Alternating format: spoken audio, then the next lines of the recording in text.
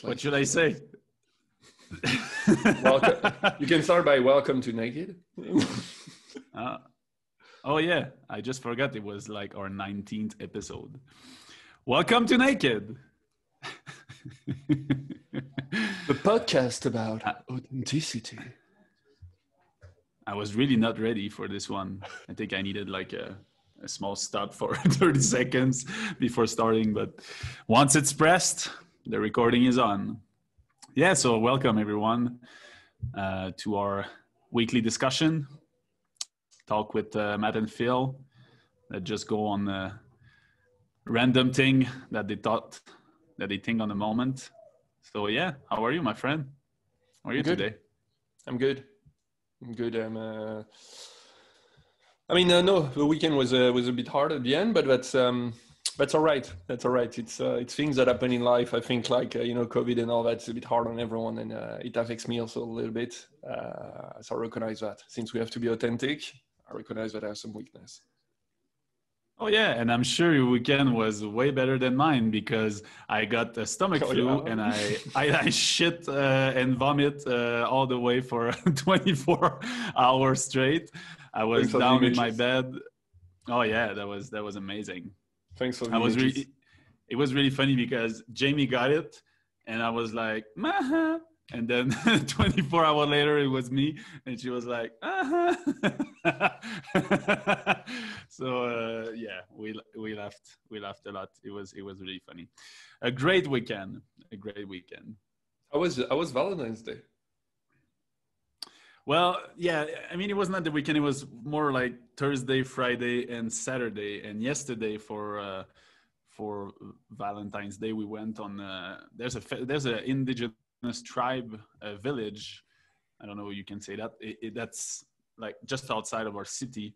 And it's a really, really big. I think there's like 50,000 people in that village, and it's a really special setup because normally in life, in every country or every city or whatever, it's always the white people that owns the indigenous tribe and the First Nations. Like they always are over them, let's say. But here in this specific instance, it's them who control the city, and it's them who control the state of Chiapas with the Zapatistas and everything. And like also they control like the drug and everything. There's no cartel in Mexico that come here because of these indigenous. They control everything around here. That's really a special thing. But whatever, they are really really funny, and I really like them. And they have this big festival. They have like 8 festivals in the year, but this one is the biggest, and it's to celebrate San Mateo. So it's they're celebrating me, and no, I'm not a saint at all. But they do that. So we went there. It was a really, really funny experience. Just to jump in, is it the topic of our day, or is it? I have no clue. You seem to be gone like that. Yeah. We start anyway. Like the topic, we're doing a discussion, man. That's cool. Get on the phone. I discuss. I'm good with that. I'm good with that. So tell me, San Mateo. I was. Well, I was a bit tired because I was just getting out of a stomach flu. Yeah. But it was quite fine. But if we just quickly come back on the last episode, I was talking with Jamie yesterday, and in fact I told her, something I really love about you is that we celebrate our love every day of the year, so we don't have to do something special on Valentine's Day. And we both didn't really wanted to do something like special in parentheses. So we went to that festival with friends, and it was not about Valentine's Day. It was just about having fun and celebrating with that First Nation tribe.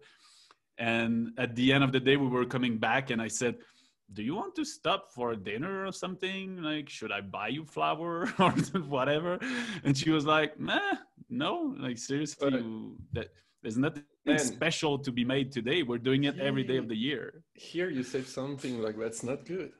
Here you said something Why? that's not good. Should I buy you a flower? You should buy her a flower if you want to buy her a flower, not because she wants No, to. it was no, it was a joke. It was it was a joke because she knew we already talked in the day about the fact that Valentine's for us we were just happy because we celebrate every day, and it was a joke when I said should I buy you flower because I knew that she didn't want to, and we just laughed and we said that's where I said like that's why I love you so much, like we celebrate our love every day of the year, so why would it need to be more important on that day? I believe that most people do that because they need a day to stop and say like, oh yeah, I should like give more love or celebrate the love with my partner. And I was just happy to be with that girl at that moment and just say like, wow, I never felt like that on Valentine's Day ever with any woman. So yeah, that was just a little parenthesis. I'm so happy to see you like that. Yeah. As a Yeah, man, friend, seriously. I love in general way, I love seeing my friends happy. And when you say stuff like that, I love seeing you like that. I know I got you like in your weird relationship also in the phone. Yeah, that's true. Maybe I have more contacts than people. So I really love seeing you like that. I really love seeing you like that. Yeah. It's good, man. That's good. Thanks, man. Thanks, man. I can assure you, I've never been that happy with a relationship, and it's just true. It's just real. It's just authentic, and I fucking love it. I wish that to everyone. Seriously, it's a wonderful feeling. It really is, and in fact, it's really special because this weekend she had she did like 2 Zoom call with 2 like group of friends that like her old friend from back home, and then a bunch of friends that she met when she was doing her Nicaragua trip last year. And at the end of the day, after her 2 call, like she came to me and she said, it's so weird because I kind of feel bad to be that happy. Like everyone on both calls, they were all depressed with the situation that's going on with the lockdown and everything. And I kind of feel bad to just say, oh yeah, like I'm just being in Mexico in a bubble. We're having fun. I'm with the man of my dream. We celebrate our love every day. Like and I was like, yeah, that's a bit funny to just think about all that. Like, I think in fact that could be I would like to go on this today about the how like about how we act with people depending on what their current situation or what their current life is, and how we feel weird to just express our happiness when someone is not like is depressed or whatever. And should we do that? Should we not? Should we radiate our happiness towards them? Would it help or would it make them worse? Or like it's I a think really it's not just happiness, though. I think it's not just happiness. It's everything. It's everything. Is the way you're right now in your life and how you act to others that ask you a question or don't feel like the same way. It's funny because you make me remember a topic. Like you make me remember this discussion with friend where it's like, and sometimes I'm seen as forceful because I'm like, no, you just have to do it. It's just that you have to do it. Because I'm like that. I'm saying like I want this stuff, and I'm saying this stuff to people because that's a way I found to trick myself to be more accountable in what I'm saying. So about the stuff that I want in life and everything, and being even truer to myself. And at the same time, you come back to a discussion and you're like, ooh, should have been so forceful and so like just smashing that into their head. It's almost like you're saying to them, it's exactly, I think what Jamie was feeling is like, oh, this is my love, but I'm super happy about here in your face. Like, it's like a tart, in their face. So I understand totally your feeling. But no, you're totally right. It's not just about the happiness. It's about it's because we're talking a lot about being yourself, but being yourself with yourself, like how you live your thing. But I feel this is more like being yourself with other, like, because that's what, like, if you're being yourself on the call, you just, let's say, like, we take Jamie as example. If she's really herself, she's gonna just say everything that she lives, how happy she is to talk with her friend, how her life is right at the moment, which is fine and amazing. But if she's not, she'll be like, oh, okay, they're all depressed, they're all like thinking of suicide right now, so maybe I will maybe, okay, I'll just say, oh yeah, it's fine, everything is okay here. No, but I understand that part, that it's the aftermath, you know, and it's funny because, you know, I was like that even this weekend, and I came back and my flatmate said to me, like, because I was questioning, like, you know, should I be like that? Should I, you know, like, is it normal and everything? And she was like, I'd never seen you happier since a month and a half, approximately since the new year, but you decided to do all those things for you. And it reminded me, it was like, yeah, that's true. But you come so, it's also strange for you. It's almost like you're a stranger in your own life. I don't know if that makes sense. Which you should not be at all.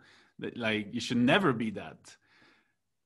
But that's the thing, since you're always filtering what you're saying, being totally you, or being like, let it go, being vulnerable, being like authentic and all that, it's just weird. It's just weird because it's really like, yeah, frozen like. Okay, you mean like at first, because you were always filtering before, and now you're starting, so you feel like a stranger. Okay, I get it. But yeah, imagine that you spent whatever, like 30, I will not say 30, but let's say that you spent like 10 or 20 years like kind of playing a role or filtering yourself, always, you know, checking what you're saying to people, to not make waves, to not make I don't know, to not make themselves sad or whatever. And so you were backing yourself in what you were saying, and suddenly you decide after 20 years, no, I'm gonna be myself. It's like, so now I'm not the same guy anymore. No, you're still the same guy, but it's like you have still this thinking that you're doing something, and suddenly you're like, was it the right thing? You know? Yeah, and it's so weird because that's who you are, and that's who you always been.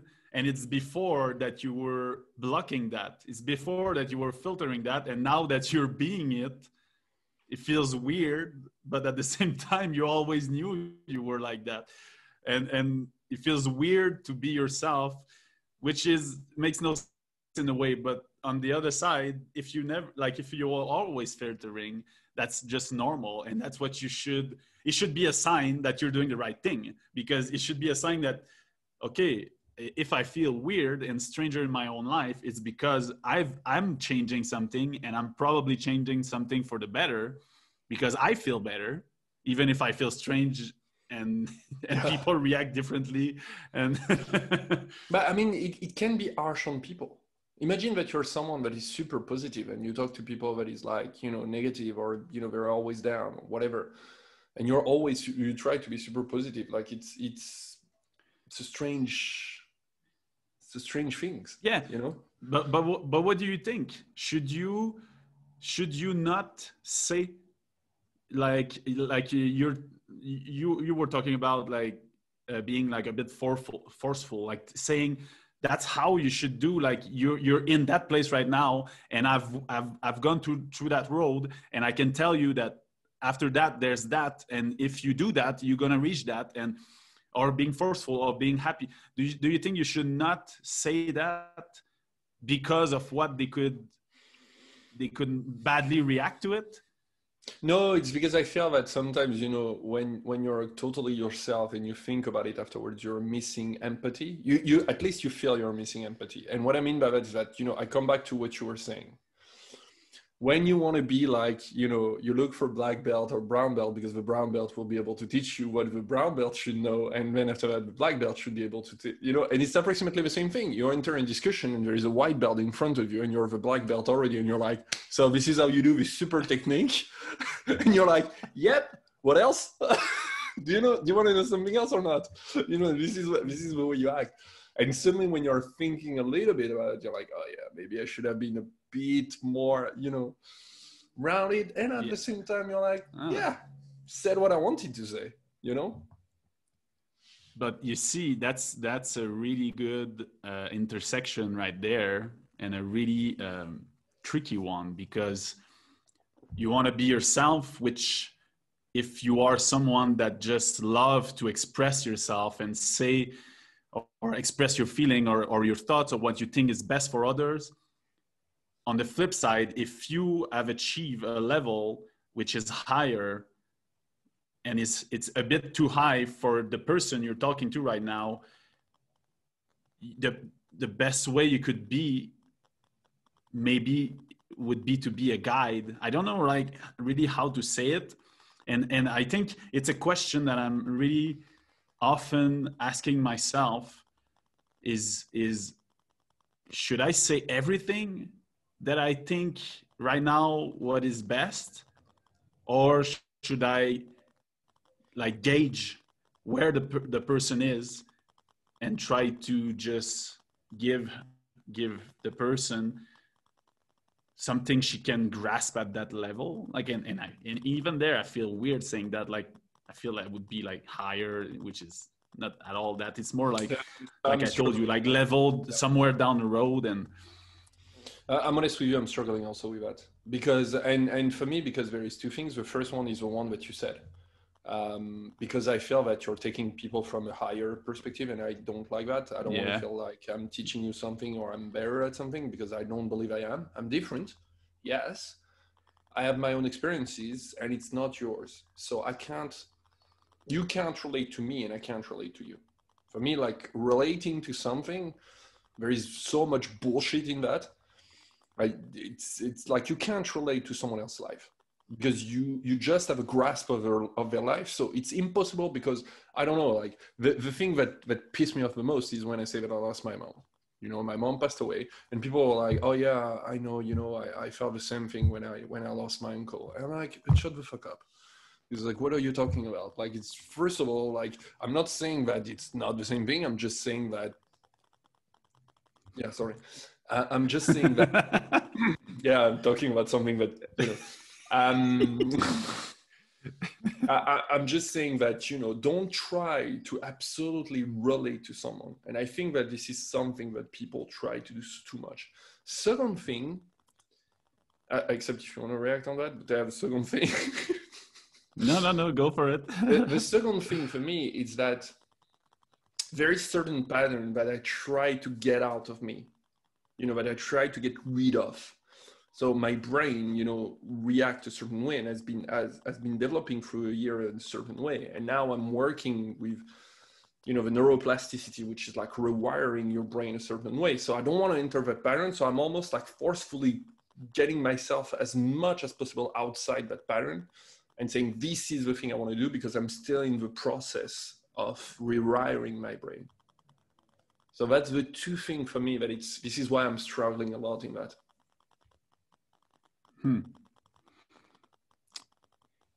Well, to be honest, because I cut you because you were banging on the table, I totally lost the connection between your two example, and I'm totally lost with what you said. It's okay. If quickly, struggling part with exactly what you just said. So the first thing is what you said is basically taking people from higher, and the fact that like when you, as I said, you're different from everyone and you can't relate to everyone. So taking also people from higher is also like almost you're relating to someone, or you're trying to relate. And this is why I was saying relating is completely stupid and is bullshit and you shouldn't try to do it. And the second one was more, as I said, around the fact that it's something that I'm still, working on myself. So it's really hard that people ask you advice on something you're still working on. Yeah. And the only person you should relate on is you from yesterday or from before. And like Jordan Peterson. I don't know. I think everyone say that, but Jordan probably said it in a more elaborate and forceful way. Oh man, you have to. I don't know if I send you that. There's a YouTuber that's called Captain Sinbad, and he's making videos about. The title is "I watch this person once and he's making a parody of them after watching them once. Oh my God, it's so fucking hilarious. I'm going to send it to you, man.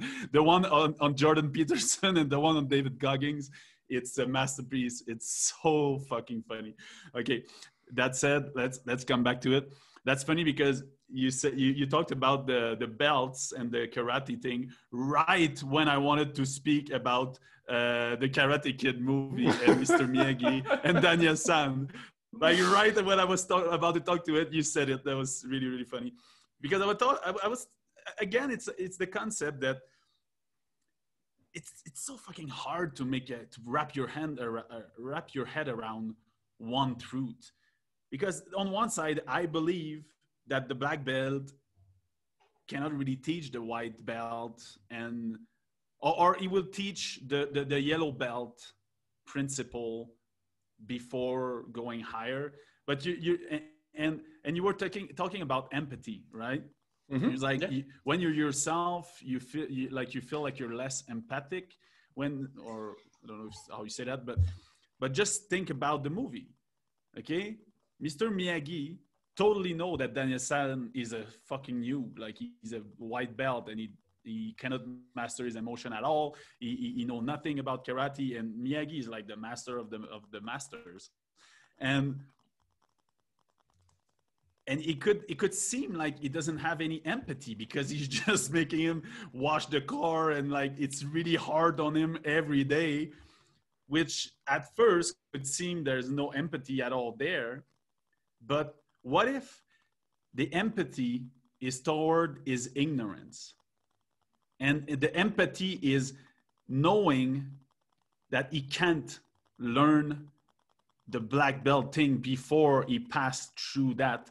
And the fact that he's taking the time to making him understand the basic principle and all the way to where he should be, isn't it like the most compassionate and empathic way of being? Even if at first glance, it looks like he's totally torturing him, when in fact, he's going to give him like the best tool for the rest of his life.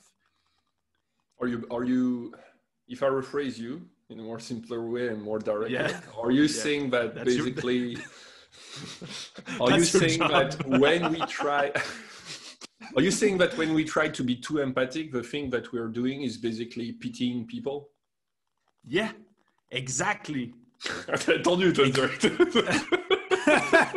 Exactly. I think the empathy is okay, this is where it's the inception. Misunderstood. By not trying to take people from higher, we are taking them from higher because we're pitying them, without noticing that we are pitying them because we are hiding that behind empathy. Man, I think we will do a loop with that, just that explanation, and just put it like 3 or 4 times because it's so good. That's exactly that. I believe it's exactly that.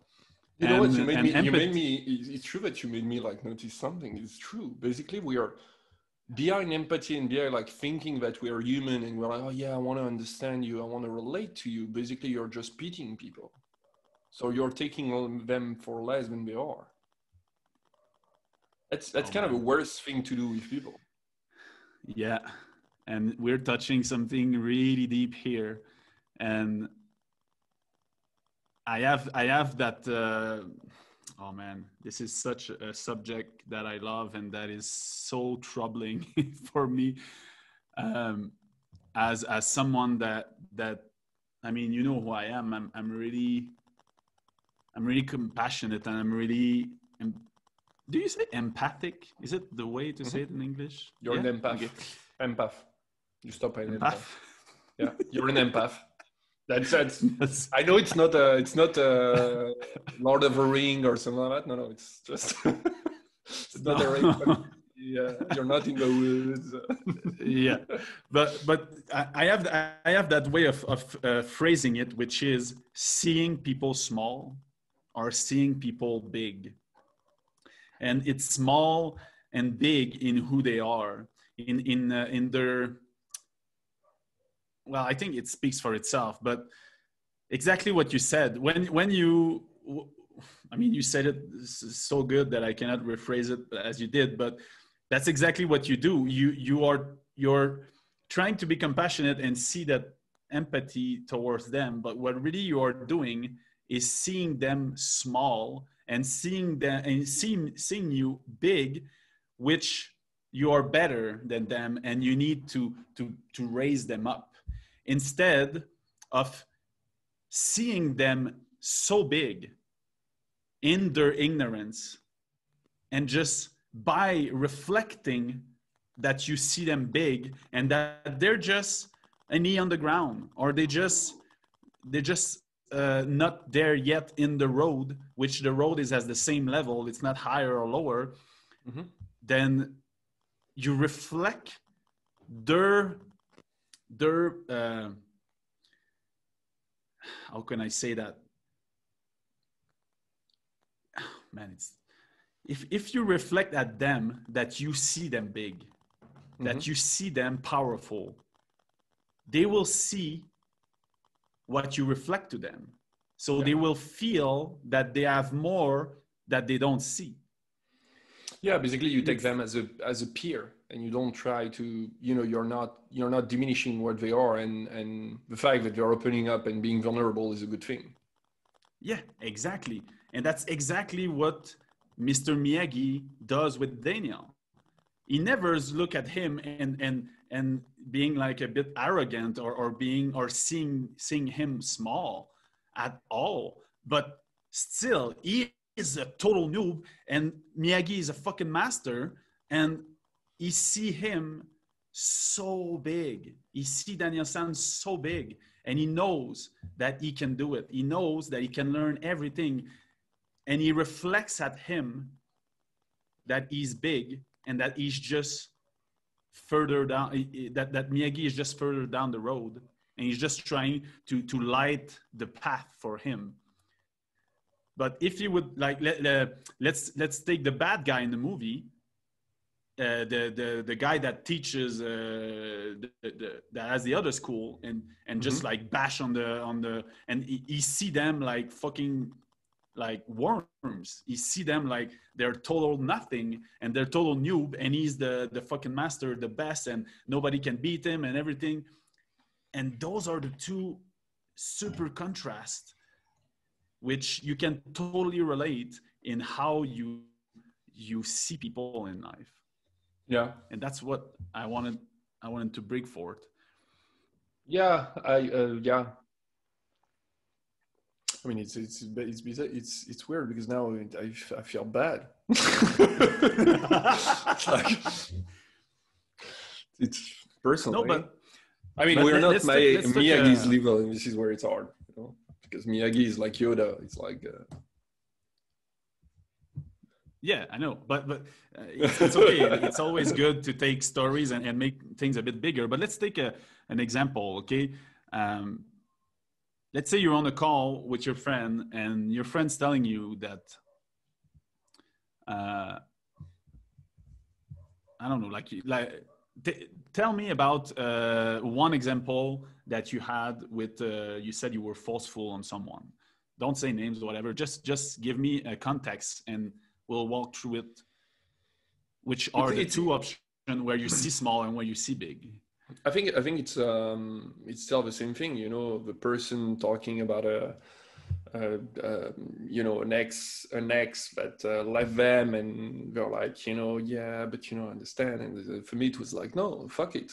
Like, if he doesn't, if this person doesn't understand, like, just fuck it. Who cares? Yeah, but no, I know, but this person is no. We don't try to think for this person. Like, there is no point in trying to think for this person. Like, just fucking, you know who you are, and that's good who you are. And it's kind of provoked, because most of the people, when people tell you that, they're like, oh yeah, I understand you, and you're right, and maybe, and they try to think about what your person is thinking, and they go into this rabbit hole where they're like trying to understand, trying to make explanation. But I think it's normal. I think it's normal because our brain is made to protect us. Our brain doesn't want to see, just the simple truth.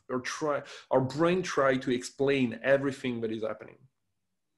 And I know I'm victim of that. I'm super victim of that. It's an overthinker, and I'm super victim of that. Well, what do you think in that situation?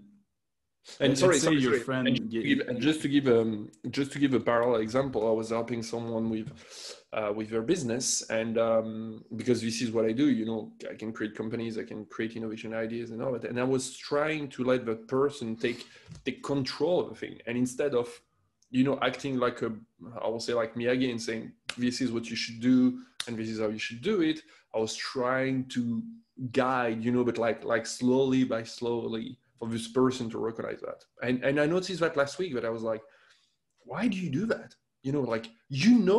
What this person is supposed to do if they want their business to be their idea and how they want to have their business successful. So why you just don't tell them? And I said sorry to that person because I was like, I was not myself, And I recognize that. So this is what I'm saying, but I'm still struggling with a thing, because you have a two parallel where it's like, yeah, fuck that person. And on the other side is like, okay, sorry, because I didn't do what I was supposed to do. Oh man, this, I don't know if we can call that a dichotomy, but this thing like mess with my brain so much. It sincerely, like, I don't know what to do. I don't know if in both situation that you said, I don't know what to do. I don't know if you should say, okay, that's what you should do.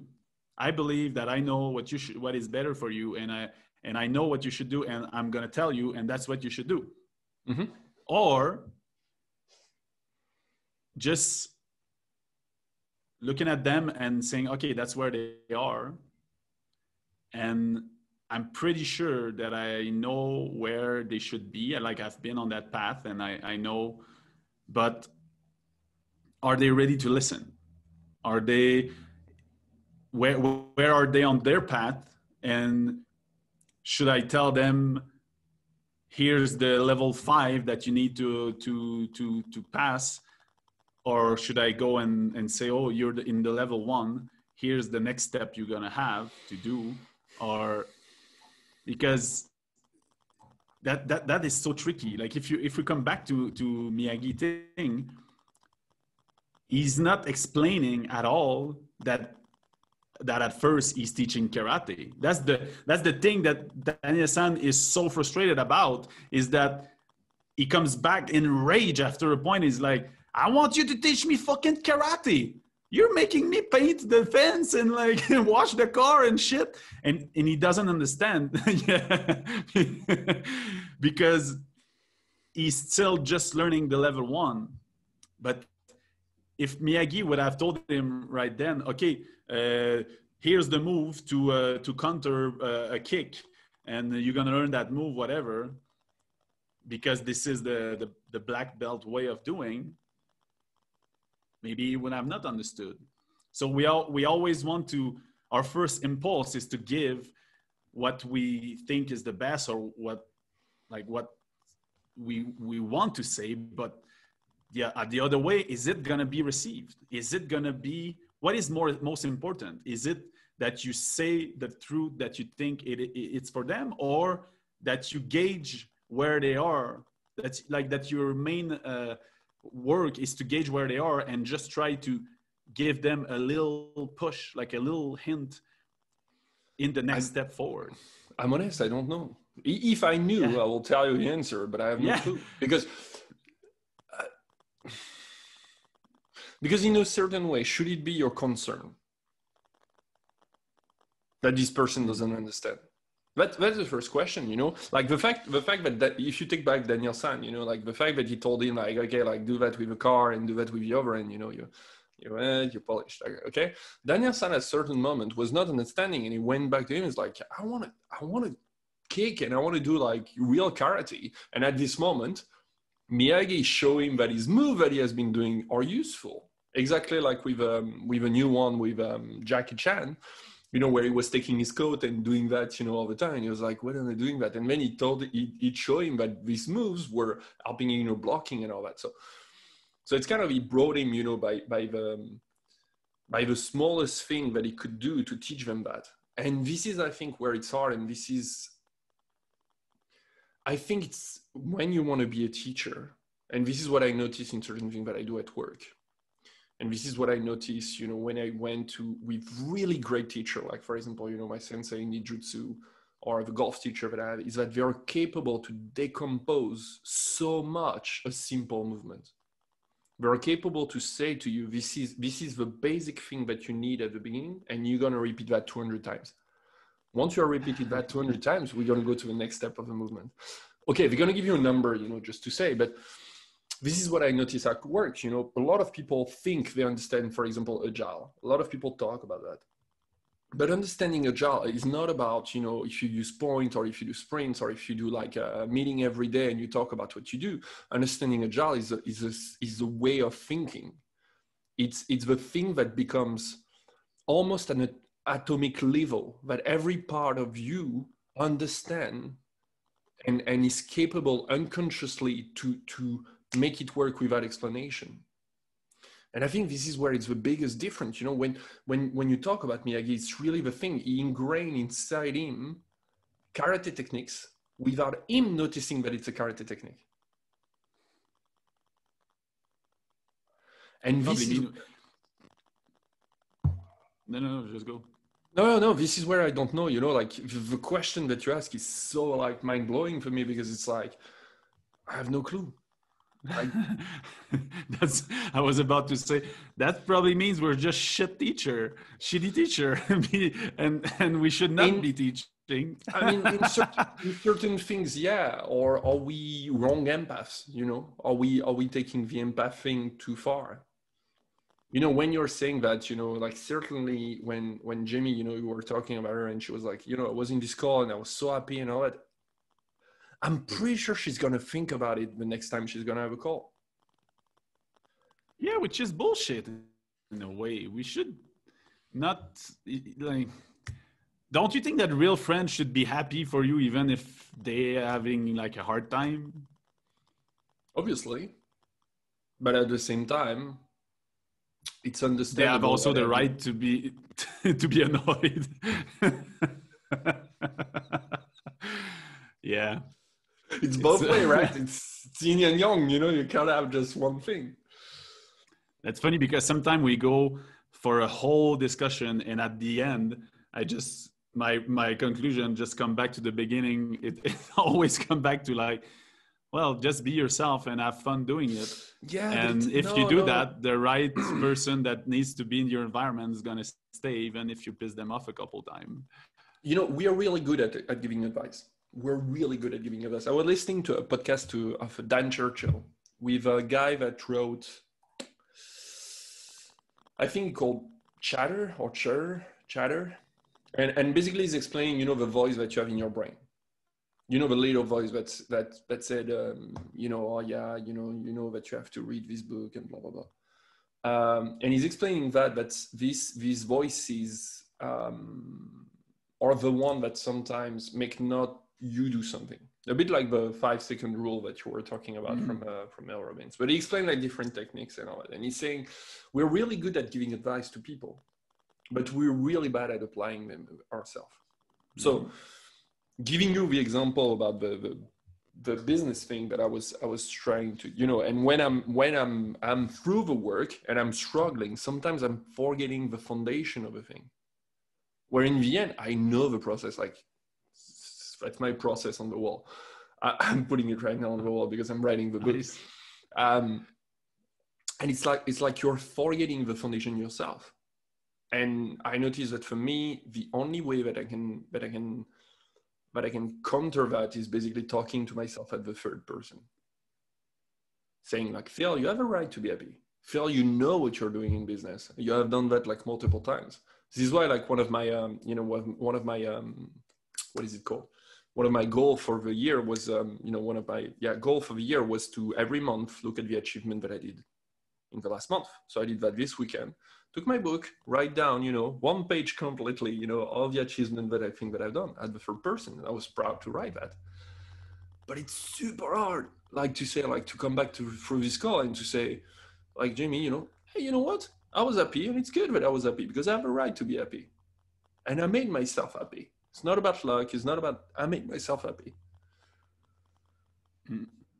I love it. I really love that you're doing that exercise. And it just makes me come back. Like I wanted to explore the question with you and the dilemma that it posed. But what I responded to Jamie, in fact, was the same thing. You have the right to be happy. And if it's your friends, maybe you're going to radiate happiness on them. Maybe you're going to light up their day. Maybe they're going to be annoyed and they just going to be like, my life is shittier than I thought because I'm comparing myself. But you shouldn't, I told her, you should not feel guilty because she said she was feeling guilty. I'm like, no. You don't understand and you don't see at this moment all the decision that you took that brought you here. If I would, and I wish I could do that exercise for real that I told her. I said, if from that day to day, you would write down every decision that you take every day for a whole year. In a year, where you are, I could relate to all your past decisions in the past year. So it's all your decisions that's going to change your reality, that's going to change your environment, that's going to change your situation. Your life is your responsibility. And people really don't like to hear that. People don't like to hear that they are not subject to, like, okay, let me be clear. You are affected by outside forces, okay? This is true. You are, okay? You live in a world of, I always like to say, you're a ball of energy, and everyone is a ball of energy, and all the ball of energy that goes together are synergetic balls of energy, and they make a bigger one. So every community is a big ball of energy that's bigger than you as a individual, and all the, like, let's say a big corporation is a fucking huge ball of energy. So it's just, we're all balls of energy, and we all have this magnet, like either attraction or repulsion. And if it's a bigger one, it can like move other energy around, and you get affected by all of that. But you are still your own ball of energy. You can raise your power. You can become larger and larger by yourself, and you can let's say you can decide where you gravitate. You can decide, this big ball of energy, I want to get energy from that. I want to contribute to that. I'm going to become bigger. I want to gravitate around this one and not around this one. And I'm going to change my environment for my ball of energy to become bigger, to become stronger, and to be able to bend the things that I want to bend. And totally. it doesn't, you're always in interaction. You're always reacting and acting with other outside forces. But you always have the choice of how you react to all that's going on. And you always have the choice to take all the decision you want to go and change your environment, change where you are. So yes, at this moment in the world, there is a massive force that is trying to put you down. At the moment, like in the world right now, there's a massive conglomerate of forces that are trying to bring all the society down, that stays everyone at home, that you have to get vaccinated, that you have to work from home, you have to separate from your peers. Like, it's just working so hard on you. And there's people that for some reason took hold or took like the reins of their life before all that happened, and decided to be themselves, to change their environment, and they arrived like us in an environment that's not that bad at the moment. And there's people that are totally under that. During the process also. And there are people that are totally under the spell of that big force right now, and those cannot see that they have the power to change little things in their life to make them happy. Like it's like a growth mindset. I told I know I'm getting on another subject, but I told Jamie yesterday also, there's only two types of people in the world: people with fixed mindset and people with growth mindset. Mm-hmm. And the more you want to grow, because you obviously have a growth mindset, you have to surround yourself with people that have growth mindset. Because if not, not necessarily. You can be happy by yourself. Oh yeah, but that's not what I'm saying. The thing is, this is the thing, you will attract them anyway. Whether you like it or not, these kind of people that you're talking about, you will attract them. This is where it's the law of attraction. Yeah, totally. And the point I wanted to make was, if you can meet people that are at where you are right now, but maybe you have a growth mindset and they have a fixed mindset. So at one point or another, you're gonna the distance between you and them will grow, and at some point you're gonna not relate that much. And if you cannot let go of these people or of that past, you're gonna yourself put you down. You're gonna make yourself stay down because you're trying to stay at a level of someone that has a fixed mindset, when either if you do the opposite and you have just growth mindset people around you, you will all.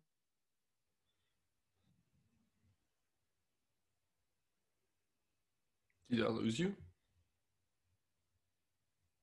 Or shall I just lost you? You're probably.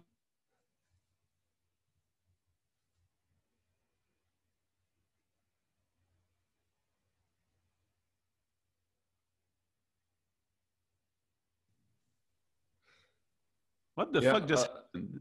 I don't know. We lost you for 1 minute and a half, I think. Well, I was talking on my side and my Zoom just crashed and it went back on. I didn't do anything. Yeah, the first time I see that. Internet. So you were saying fixed mindset, growth mindset? Yeah, but whatever. Anyway, it was time to wrap it up. And so the only thing that I will add to your thing is that whether you're in discussion like that, in what Jamie was saying, that if you invest in yourself and you think of a decision for yourself, so if at that moment you are happy because you're happy, not because you're faking to be happy, which is something different. I'm saying, like, if you're just happy because you're happy, that's fine. Why not? Be happy if you want to be happy. Have fun if you want to have fun. Celebrate if you want to celebrate. Crack that bottle of champagne if you want to crack that bottle of champagne. Even if you just succeed, like, I don't know, run 1 kilometer. I don't care. Because when you do that, I'll let you finish. You're going to sell. No, that was a perfect finish. But because when you do that, you're going to celebrate you having an achievement over who you were before. It's not important. You're not celebrating that you did 1 kilometer because nobody did 1 kilometer before, because you didn't do a kilometer before and you did it. And that's amazing. And that's the only thing that should count. And when you do these things, it's just going to mean you're being you. And that's the point of life. The more you are, the more everything positive you're going to be and have and do and whatever. So, no, this time you finish. I want to hear you say it. Oh, yeah. So whatever you do and in everything that you do, I want you to be proud of yourself. But also, because it's related to a discussion we just had about a post-it that I have on my... so be someone that you're proud of every day. And also be yourself and have fun. There you go. And I cannot not say that, because I just heard something in what you said. And in fact, I think it's the opposite. And I'm gonna disagree with you on that. And I'm gonna say, don't be someone that you're proud of. Be proud of who you are, whoever you are. that's how you're going to become the someone you want to be. You're contradicting also your hero, David Goggins, by the way, because you say. Oh yeah, what does he say? Say be someone that be someone that you're proud of. Well, I am totally That's agreeing okay. That's disagreeing with him. That's okay. No, because if you think you need to be someone else to be proud of, you're actually thinking that you should not be proud of who you are right now. No, it doesn't say like be someone else. It say be someone. So like the way you're acting right now. So basically what you just said is just a question of English, I think. It's nothing much. No. It's a really important thing. Okay. We're gonna wrap it up this now. So I'm gonna force the wrap. So thanks for listening. And if you love it like you loved the one about love and relationship from last week, and we received so many comments about it, so that was amazing. If you have any question for us, you can find us on all the social media or the main podcast, Spotify, Apple, and all the tutti quanti. So yeah, find us and gives us a thumbs up. That will be amazing. Thanks, Matt. Yeah.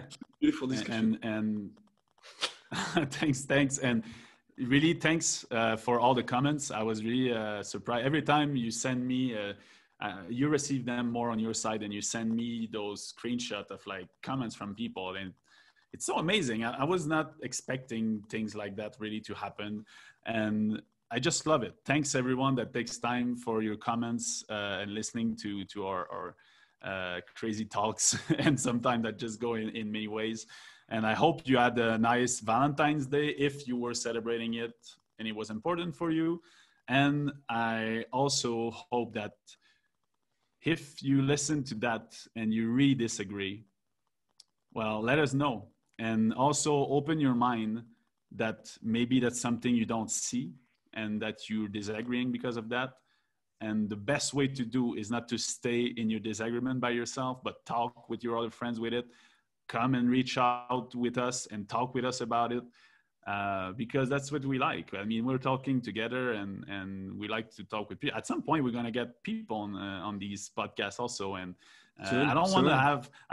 I don't want to have only like superstars on the podcast. I want to have everyday people like us because that's who we are. We're just everyday guys and just share these topics, have these philosophical discussion and have different point of view at some point. So anything you want to share with us, we're super open for it. And see you next week.